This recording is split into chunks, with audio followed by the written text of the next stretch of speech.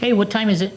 It's time for a track meet. That's right. And this week's meet is at? Franklin High School. Starts at about 3 o'clock on Friday with prelims and 3,200 meter finals also. Prelims of the running events and field events are separated for both of the days. Make sure you have rocks in your pockets. Yeah, though. it's going to be a little bit blustery. If you bring an umbrella, just watch it because those things take off. So, with that, let's begin. Opened in 1993 on the west side of El Paso, Franklin High School had established itself as one of the premier track and field programs in West Texas. Competing in UIL 6A, the largest classification in Texas, the Cougars have built a reputation for producing elite sprinters and distance runners who frequently advance to the state level. The coaches utilized the unique terrain of the Franklin Mountains for training, and the program quickly became competitive in the El Paso area. The school laid its foundation on distance running, often sharing talent with its highly successful cross-country team. This synergy created a pipeline of endurance athletes who dominated local district meets in the 800, 1600 meters, and 3200 meters. In the 2000s, Franklin began producing athletes who gained recognition beyond El Paso. 2002, Mackenzie Edwards ran the 1600 meter run with a time of 5 minutes, 0.22 seconds. Impressive. So in 2012, Felix Obi did the chip roll jump with a distance of 51 feet and 1 inch. 2016, Brian Barraza, one of the most decorated runners in the school's history. Barraza set records in the 800 meters and 1600 meters. He went on to have a standout career at the University of Houston and competed professionally. And actually, that was 2013. Oh, 2013, Yeah, that's sorry. right, yeah. As a steeplechaser.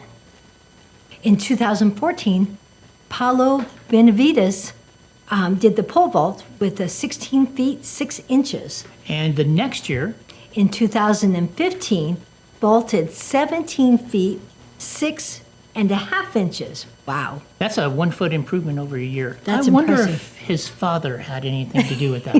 Yeah, didn't he? Yeah, his also? father, Paul, coached at Franklin for several years, was a vaulter for UTEP. I believe also a vaulter for Mexico on their national team, and was a very good vaulter, one of the better vaulters of his era. And so, Always helps to have someone else in the yeah, family. it helps if you had, there were some great vaulters over there. 2019, Majua Itiwe was a dominant force in the 400 meter dash with a time of 46:51. Itiwe was a state finalist who helped transition the program's reputation from being solely distance focused to a well-rounded sprint powerhouse. He later competed for Texas A&M. Awesome. In 2021, Eva Jess, a standout distance runner. Jess was a perennial state qualifier in both cross country and track in the 1600 meter and the 3200 meters, where she continues to hold the city record. She is currently, At the University of Texas. oh, that's right. Yeah, she's doing very, very well there. She has several school records. I know I'm not sure if she's graduated yet or not. I know she has aspirations of running professionally, and I think the event she's going to run may be influenced by her parents. Well, we'll see. So we'll have to keep an eye out for that. I hear it's going to be the marathon. We'll see. So, Speed City era of the regional dominance starts in 2020. It marks the golden era for Franklin, characterized by its explosion of sprinting talent and the historic team achievements.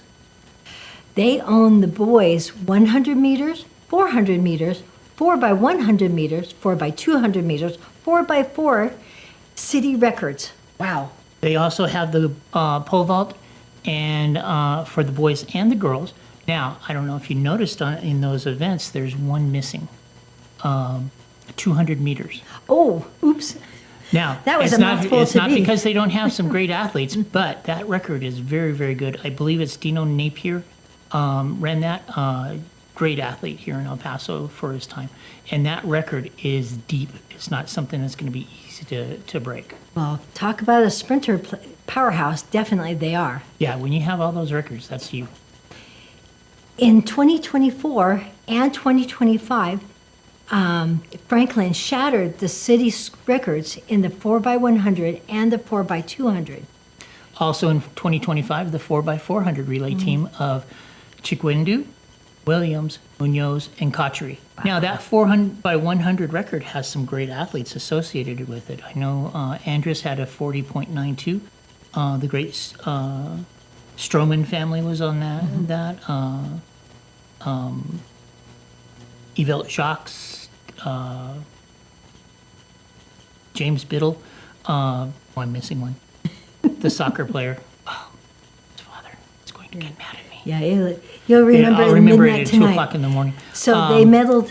So this team, they medaled in the state championship. Yeah, and so that 4x1 was broken by Burgess. Burgess had the Jones brothers, that phenomenal team. Nobody thought that record was going to be broken for a while, and Franklin's done a very good job getting that record. Well, they've certainly cemented their position as a top-tier sprint program. Especially when you medal at the state meet in Yeah. the 4x400. That is the best race that's of the impressive. evening. Everybody is standing on their feet, screaming the whole race. It's just a sight to behold Yeah. to be able to see those things. And so that's what makes them a top-tier sprint program, is having those records. Today, Franklin is recognized not just for its individual stars, but for its depth. The program is consistent contender in the District 168 title, frequently battling their rivals, Eastwood and Coronado. and Coronado. Races to watch for this weekend will include, of course, the relays. That's right. Should be a great time. The 100 meters should be fast for both boys and girls. I know we're not supposed to have favorites, JT, but it's hard not to when this athlete practically has grown up on the track. Yeah, I think the first time we timed her was 2016. Emily Orr in the 800 meters and the 1600 meters. And she is running great this year. I think she's already broken 5 minutes. I can't wait to watch in her. the 1600. Yeah, you said 5 minutes, right? Wow. So we've had the opportunity to watch and officiate Emily since probably 2016. Yeah, so I think she was either a 7 or 8-year-old Yeah. at that time. So, It's been fun over the years. and it's great to see these kids grow up. Yeah. Field events is still early in the season, and we've got some promising marks right now for the throws and the jumps. Nothing spectacular, but you never know when that's going to happen. So the Franklin Invitational, now the Hector Carranza Invitational, is a key early season meet that draws top talent from across the borderland. Yeah, Hector, this is the second year for the Hector Carranza Invitational. I'm glad he's got that on. And it's to honor the legacy of this beloved El Paso native who is prominently associated with track and field in our community. Yeah. So yeah, I've always been impressed with his professionalism and his wisdom. Yeah, most notable, Hector Carranza was retired from the U.S. Army as a lieutenant colonel and dedicated to track and field. Wasn't he an official in the Olympics too? Yeah, he started out in the military, of course, served in the U.S. Army during the occupation of Germany after World War II, and later in the Korean and Vietnam wars. He retired from the military in 1971. Oh, I didn't know. Wow. Yeah, following his military service, he became a fixture of the El Paso sports scene. He officiated track and field meets for over 30 years and served as a timing judge at the 1992 That's Summer right, yeah. Olympics in Amazing. Atlanta. And not only just there, he officiated, our local meets, but to the highest standard. It was not just come out, just do your time and do that. He treated every race as A premier race, yeah. yeah, it's- and I remember when I was in college, we came down to UTEP to race, and there was this guy at the finish line. He was very strict and he was very professional, and he had those timers all in a row, order. and which wasn't easy in those days. yeah, no, it's like herding cats sometimes. He was later inducted into the Hall of Fame in 1993. Well,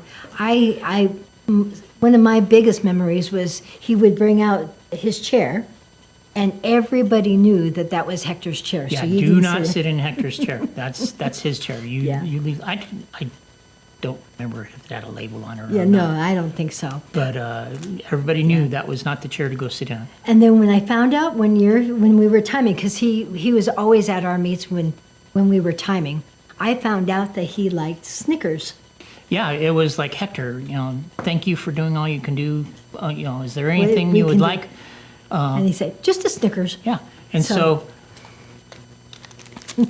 So in honor of you, Hector, Hector, it was always a pleasure working Yeah. with you. And cheers. Cheers. Great memory. Have fun this weekend, yeah, I everyone. hope to see you guys out there on the track. Again, always, if you liked this, do the thumbs up. If you didn't like it, push the thumbs down twice. And don't forget to like and subscribe. You can find us also on Facebook at 915 Timing. So, come join us Yeah. and join in the fun. Have fun.